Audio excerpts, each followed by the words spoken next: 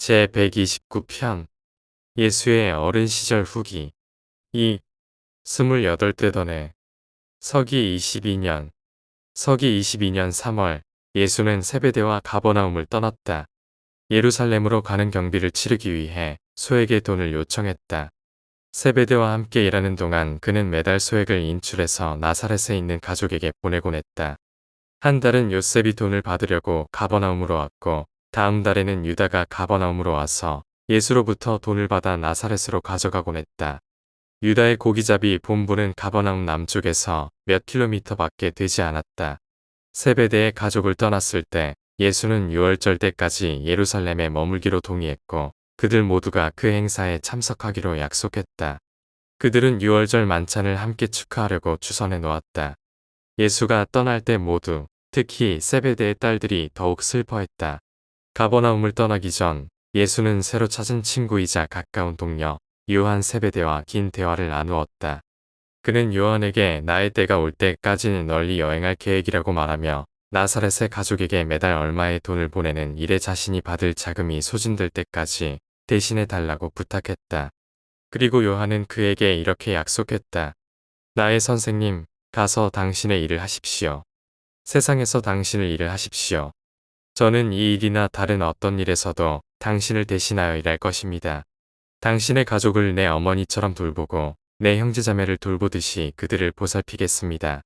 내 아버지가 가지고 있는 당신의 기금을 지시한 대로 필요한 대로 보낼 것입니다. 당신의 돈이 소진되고 당신한테서 돈을 더 받을 수 없으면 그리고 당신의 어머니가 형편이 어렵다면 바로 내가 번 돈을 당신의 어머니에게 나누어 주겠습니다. 평안히 당신의 길을 가십시오. 이 모든 문제에서 내가 당신을 대신하여 행동하겠습니다. 따라서 예수가 예루살렘을 향하여 떠난 뒤에 요한은 아버지 세베대와 함께 예수가 받을 돈에 대하여 의논했고 그것이 그렇게 큰 액수라는 사실에 놀랐다.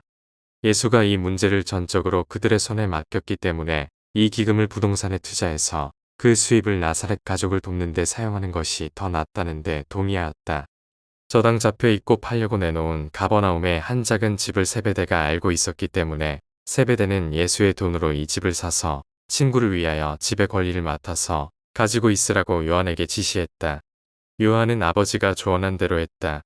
2년 동안 이 집의 임대료는 대출금 상환에 사용되었고 예수가 곧 요한에게 가족의 필요에 따라 사용하라고 보내온 큰 금액과 합쳐졌다. 이 금액은 대출금과 거의 맞먹었다. 그 차액은 세베대가 냈고 그래서 요한은 대출금이 만기되었을 때 잔액을 모두 상환하여 결국 이 두 개의 방이 있는 집의 명의를 확보하게 되었다. 이렇게 예수는 가버나움의 집을 소유하게 되었지만 그 사실은 예수에게 알려지지 않았다. 나사렛 가족이 예수가 가버나움을 떠났다는 소식을 들었을 때 그들은 요한이 맡은 재정적 원조에 대하여 몰랐기 때문에 이제는 더 이상 예수의 도움이 없이 지내야 할 때가 왔다고 믿었다. 야고보는 예수와 한 계약을 기억했고 동생들의 도움을 얻어서 당장의 가족을 돌보는 총책임을 맡았다. 그리고 다시 이야기의 방향을 예수에게 돌려서 그는 예루살렘에 있는 거에 2달 동안 성전의 토론을 들으면서 많은 시간을 보냈고 가끔씩 랍비들의 학교를 방문하기도 했다. 대부분의 안식일은 베다니에서 보냈다. 예수는 세베대의 아내 살로메의 편지를 예루살렘으로 가지고 갔는데 이 편지는 전직 대사제 안나스에게 그를 내 아들과 같은 사람이라고 소개했다. 안나스는 예수와 함께 많은 시간을 보냈고 그를 친히 데리고 예루살렘의 종교 선생들이 있는 많은 학원들을 방문하였다. 예수는 이 학교들을 샅샅이 들여다보고 그들이 가르치는 방법을 조심스럽게 관찰했지만 대중 앞에서 한마디도 묻지 않았다.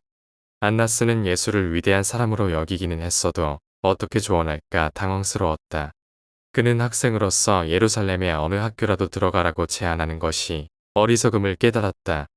그러나 예수가 이 학교들에서 훈련받은 적이 없기 때문에 결코 정규 선생의 지위를 받지 못할 것을 잘 알았다. 곧 유월절이 가까이 다가왔고 온 사방으로부터 오는 군중들과 함께 세베대와 그 가족들이 모두 가버나움에서 예루살렘에 도착했다. 그들은 모두 안나스의 넓은 집에 머물렀고 거기서 행복한 가족이 되어 유월절을 축하했다. 이 유월절 주간이 끝나기 전에 아주 우연하게 예수는 부유한 어느 여행자와 그의 아들인 17살쯤 된 젊은이를 만났다. 이 여행자들은 인도에서 왔고 로마와 지중해의 여러 다른 도시들로 가는 길에 유월절에 맞추어 예루살렘에 도착하기로 계획했다. 그들은 통역하는 사람과 그리고 아들에게 가정교사로 일할 수 있는 사람을 찾고 있었다. 그 아버지는 예수에게 함께 여행하자고 고집하였다. 예수는 자신의 가족에 대해서 이야기했다. 또 거의 2년 동안 떠나 있는 것이 도저히 공평하지 않고 그동안의 가족이 빈궁하게 될지 모른다고 말했다. 그러자 동양에서 온 이 여행자는 예수에게 1년 동안의 임금을 선불하겠다고 제안하였고, 예수는 가족의 빈곤을 막기 위해 그의 친구에게 그 기금을 맡길 수 있다고 했다. 그래서 예수는 그 여행에 동의했다. 예수는 이 큰 돈을 세베대의 아들 요한에게 넘겼다. 그리고 요한이 가버나움 부동산의 대출금을 갚는데 이 돈을 어떻게 사용했는지에 대해 너희는 앞서 읽었다. 예수는 세베대에게 이 지중해 여행에 대해 완전히 털어놓았지만 아무에게도 자신의 가족조차에게도 말하지 말라고 당부했다.